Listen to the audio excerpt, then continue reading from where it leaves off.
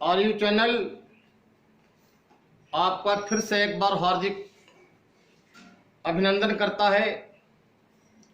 अभी आप सब इस चैनल पर ग्रामर की दुनिया में विचरण कर रहे थे।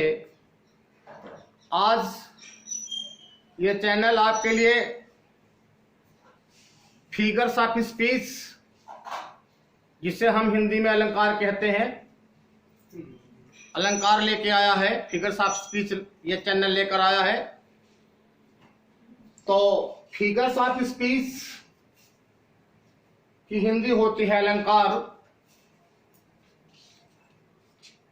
जिस प्रकार से आभूषण पहनने से स्त्री और पुरुष की सुंदरता बढ़ जाती है, उसी प्रकार से अलंकारों के प्रयोग से भाषा में या काव्य में नवीनता, माधुर्य व सुंदरता हो जाती है।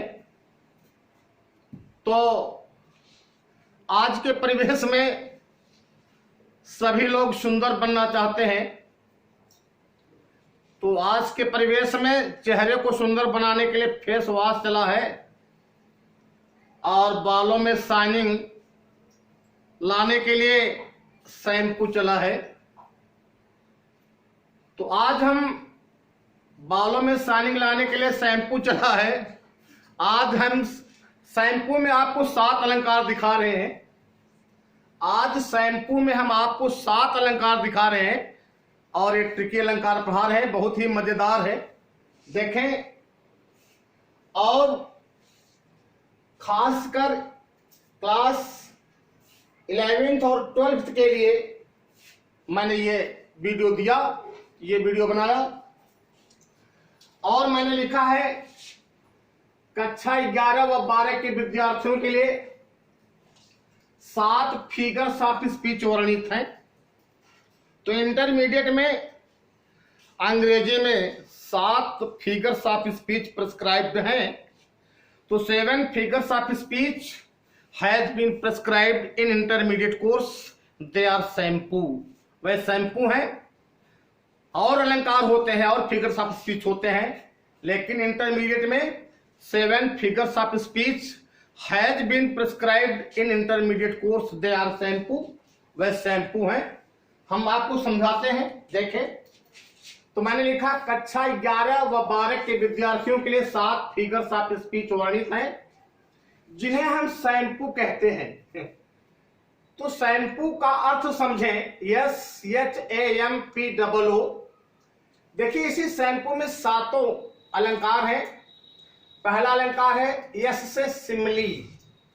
यश लिखा है तो यश से सिमली हो गया, जिसको हिंदी में हम उपमा कहते हैं। एच से हाइपरबोल हो गया, HYPERBOLE, जिसे हम हिंदी में अतिशयोक्ति अलंकार कहते हैं। ए से हो गया एपोस्ट्रोफी, जिसे हम संबोधन कहते हैं। एम से मेटाफर हो गया, जिसे हम रूपक कहते हैं। पी से पर्सनिफिकेशन हो गया, जिसे हम मानवीकरण कहते हैं। ओ से ऑक्सीमोरॉन हो गया, जिसे हम विरोधाभास कहते हैं। और ओ से ओनोमाटोपोइया हो गया, जिसे हम ध्वनि सूचक अलंकार कहते हैं। फिर से हम बताना चाहते हैं, यह शैम्पू का अर्थ बता रहे हैं। यश से सिमली, जिसे हम उपमा कहते हैं। एच से हाइपरबोल, जिसे हम अतिशयोक्ति कहते हैं। ए से एपोस्ट्रोफी, जिसे हम संबोधन कहते हैं। एम से मेटाफर, जिसे हम रूपक कहते हैं। पी से पर्सनिफिकेशन, जिसे हम मानवीकरण कहते हैं। ओ से ऑक्सीमोरॉन, जिसे हम विरोधाभास कहते हैं। ओ से ओनोमाटोपोइया, जिसे हम ध्वनि सूचक अलंकार कहते हैं। तो अब आपके दिमाग में बात बनी कि शैम्पू का मतलब क्या हुआ। ठीक है, तो ये बालों में शाइनिंग लगता है और अलंकार में भी शाइनिंग लाता है। इस शैम्पू में 7 अलंकार हैं। तो पहला है आपका सिमली उपमा अलंकार।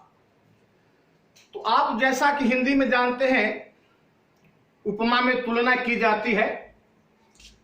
जैसा कि किसी कवि ने दर्शाया, क्या कहा उसने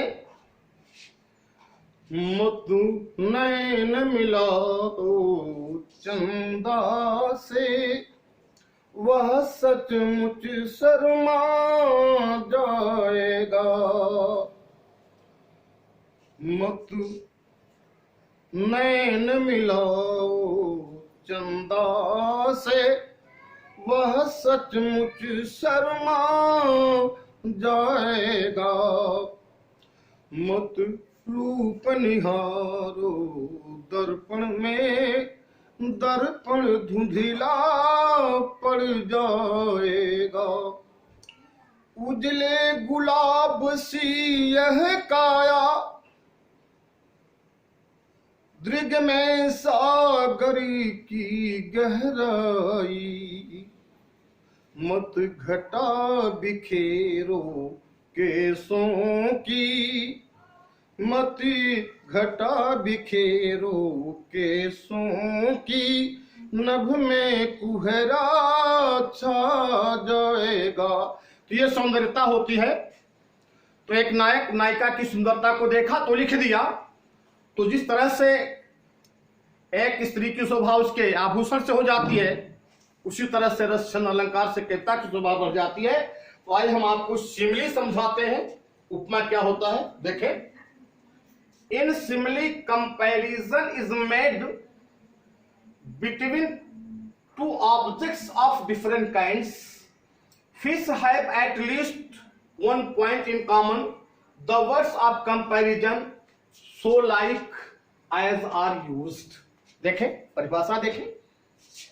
इन simile comparison is made between two objects of different kinds. Fish have at least one point in common. The words of comparison so like as are used. तो ये परिभाषा है। देखिए हम आपको समझाते हैं हिंदी में। इन सिमिली उपमा में, इन सिमिली उपमा में कंपैरिजन इज मेड तुलना की जाती है। ध्यान दें, इन सिमिली उपमा में कंपैरिजन इज मेड तुलना की जाती है between two objects of different kinds, दो विभिन्न प्रकार के ऑब्जेक्टों में। तो सिमिली में, उपमा में दो विभिन्न प्रकार के ऑब्जेक्टों में तुलना की जाती है। और फिश है जिसमें, कह रहा है फिश है जिसमें एट लीस्ट कम से कम वन पॉइंट इन कॉमन, एक बात की समानता हो, जिसमें कम से कम एक बात की समानता हो। और द वर्ड्स ऑफ कंपैरिजन तुलना करने वाले शब्द so like as are used इसमें प्रयोग किए जाते हैं। और तुलना करने वाले शब्द इसमें प्रयोग किए जाते हैं। तो हम आपको ये बता रहे हैं in simile comparison is made between two different kinds of object, कि दो विभिन्न प्रकार के ऑब्जेक्टों के बीच में सिमिली में तुलना की जाती है, और जिसमें कम से कम एक बात की समानता हो। और तुलना करने वाले शब्द so like as are use जरूर प्रयोग किए जाते हैं। तो आइए हम आपको यह बता रहे हैं, पहचानने का तरीका हम आपको समझा रहे हैं। देखें सिमिली को कैसे पहचानेंगे। दो विभिन्न प्रकार के ऑब्जेक्ट में तुलना की जाती है। सिमिली में होता क्या है, दो विभिन्न प्रकार के ऑब्जेक्ट में तुलना की जाती है और दोनों में कम से कम एक बात का गुण समान हो। मैंने पहचानने का तरीका दिया अपने विद्यार्थियों को। दो विभिन्न प्रकार के ऑब्जेक्ट में तुलना की जाती है और दोनों में कम से कम एक बात का गुण समान हो। और खास पॉइंट इसमें है, सिमिली को पहचानने का सबसे खास पॉइंट है, विशेष पॉइंट है, इसमें सो लाइक एज जरूर लगा रहेगा। सिमिली में सो लाइक एज जरूर लगा रहेगा तो आप जान जाएंगे कि वो सिमिली है। और सिमिली का सो लाइक एज अगर हटा लेंगे तो मेटाफर बन जाता है, वो रूपक बन जाता है। इस बात पर विशेष गौर करेंगे। तो आइए हम आपको बताते हैं, उदाहरण समझाते हैं।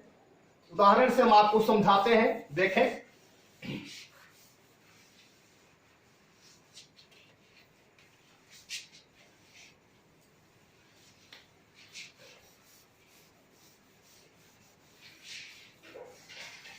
देखें एग्जाम्पल, आप देखें,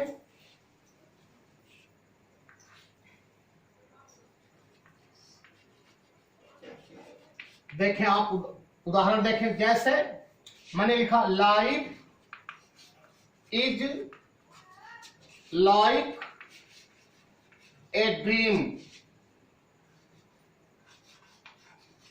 देखें, एक उदाहरण हुआ, life is like a dream. तो उसमें लिखा है, पहचानने का तरीका लिखा है, किसमें सिमली में तुलना की जाती। लाइफ माने जीवन, ड्रीम माने स्वप्न। तो जीवन स्वप्न की तरह है, जीवन स्वप्न की तरह है, इसका उदाहरण ये हुआ। तो आए, एक ऑब्जेक्ट आपका क्या है, लाइफ, ये ऑब्जेक्ट नंबर आपका ये हो गया 1, ये ऑब्जेक्ट नंबर क्या हो गया 1, ये लाइफ आपका ऑब्जेक्ट नंबर 1 हो गया, और ड्रीम जो है आपका ऑब्जेक्ट नंबर 2 हो गया। देखें लिखा है, दो विभिन्न प्रकार के ऑब्जेक्ट में तुलना की जाती है। एक ऑब्जेक्ट आपका लाइफ हो गया और एक ऑब्जेक्ट आपका ड्रीम हो गया। तो दोनों ऑब्जेक्ट अलग अलग हैं, लाइफ अलग है और ड्रीम क्या है, अलग है।